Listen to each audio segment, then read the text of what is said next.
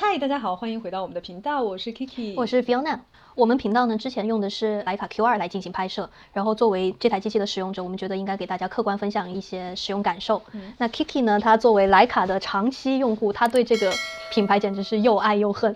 我是对这台相机又爱又恨。所以今天呢，他也会来跟大家分享一下他跟徕卡的故事。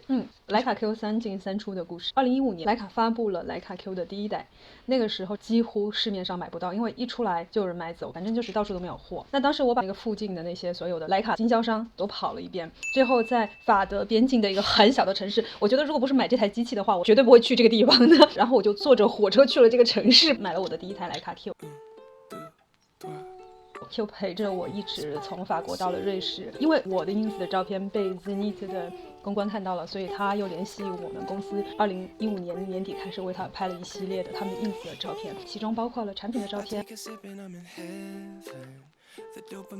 还有他们的生产过程的照片，活动的照片，还有都是工厂的照片。徕卡 Q 还是给我带来了很多特别棒的回忆，然后徕卡 M 是一上手，手里的 Q 就不香了。人类的本质就是这样的，喜新厌旧。M10用了一段时间以后呢，我又开始想念Q。2018年嘛，年底的时候，我心里就萌生了一个想做视频的念头，所以我就第二次在2018年的时候呢，买了一个银色的 Q， 确实是很怀念使用它的时光，因为我觉得它就是指哪打哪，然后自拍起来真的就是嘎嘣脆，快门的声音又好听，拿出去又低调，对不对？ M 拿出去太搞调了。请大家把凡尔赛打在公屏上，谢谢。用它来拍视频，当时拍出来的那个指出就把我惊艳到了，这个我根本不用后期调色了，太棒了这个视频指出。但是问题是那台机器是没有 4K 的，然后呢我就把它卖掉了，而且我还发誓说如果它出 4K 的我就买。果不其然，徕卡 Q2 2019年就发布了，它带有 4K 的视频，然后我一看参数我就说天哪，都9012年了，你竟然还出一个 4K 30P， 我买你来有何用？然后你还是买了。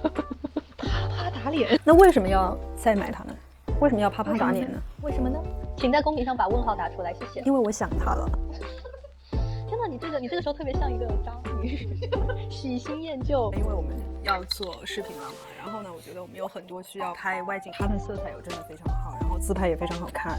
Q2 这台机器啊，就是它使用过程中，我们真的跟它有各种各样的，怎么说？我觉得它有这样那样的问题。对，其实就是为什么我就是一直很难放弃又迈进迈出的这个原因，它确实有些痛点是我忍受不了的。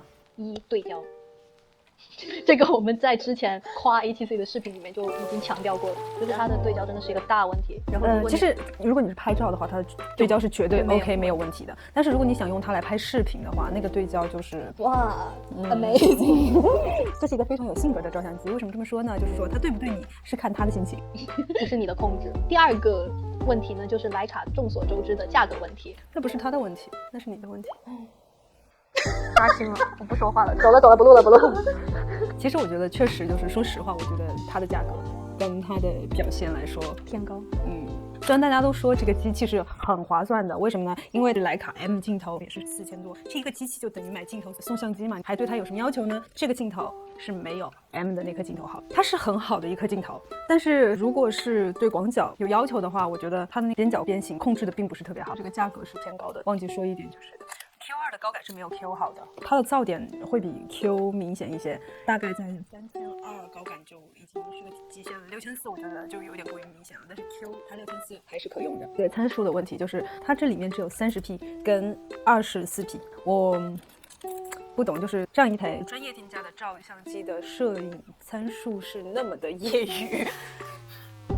所以就是如果你想买它来录影的话，我觉得真的要好好考虑一下。然后还有我觉得相比 Q1、Q2 的做工是要差一点。你看就是用了一段时间以后 Q2 这个掉漆特别严重，而且它这个掉漆呢感觉就是磕掉的感觉一样。我用 Q1 的时候没有这么快，没有掉的这么快。如果你是非常爱惜，不喜欢有划痕之类的话，你最好贴个膜。然后关于这个机器还有一点我个人觉得非常不能理解的原因是，就是你买了这台机器回来以后，你要连手机 APP， 它那个 APP 你居然是要花钱的哦。对，如果你要用你的手机来遥控视频的话，一年是将近60欧的。就是你花5000买了一台机器回来，然后你每年还要花60欧给它，因为你要用它的 APP。接下来呢，说一下这台机器适合拍什么，它的优点是什么。徕卡的机器有一点非常好，就是徕卡的用户体验非常的直观，一目了然，是我目前试过的这些机器里面，我觉得是最好用的。menu 的层次是非常清楚的，它的 APP 也是好用的，就是它的这个 UI 就是 OK 的。虽然这个不是他们的主力，但是现在都是电子时代了嘛，所以我觉得还蛮重要的，这一点真的要夸。那你觉得这台机器它最适合拍什么呢？这台机器最适合的人群就是喜欢自拍的人，拍照的时候用它这个 APP 连接非常快，而且呢不会有延迟，我觉得这点真的做得非常好，对不对？师叔，你想拉开索尼吗？人像的全身半身非常适合，我有非常多这方面的，就是视频自拍，我都是用它来拍的。那它是拍什么不好看呢？